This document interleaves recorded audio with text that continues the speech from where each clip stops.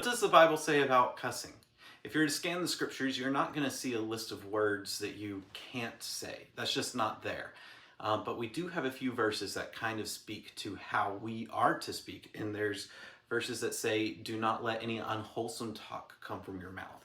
Do not use any obscene or offensive language. Speak only in those that are gracious and building up. Let your speech be gracious and seasoned with salt.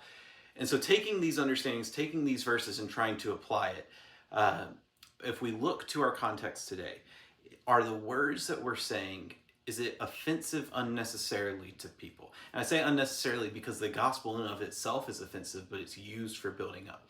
So is our words unnecessarily offensive to our context? And that'll go even deeper than cussing. Maybe the cuss words are offensive, but even maybe a different word is offensive. Maybe the word crap is offensive in the kindergarten classroom or something similar to that.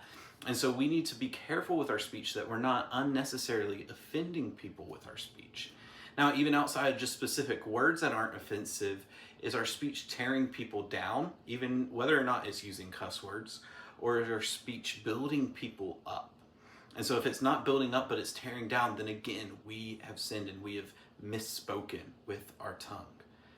And then also, as we speak, is what's the effect of our witness? And what I mean by that is, as you're speaking, are you pointing people to the gospel of Jesus Christ? And is your speech making it easier for you to point people to that gospel or harder for them to trust your word? Is it harder now for them to trust your witness when you share about Christ? And so I would be careful also with our speech because it may have a huge effect on our witness. And then also, what is the rules of the household that you're in, or the rules of the school that you're in? If your parents say don't cuss and you cuss, then you are in sin. God has placed those authorities in your life. If your teacher says do not cuss and you cuss, then you are in sin because God has placed those authorities in your life. So submit to those authorities.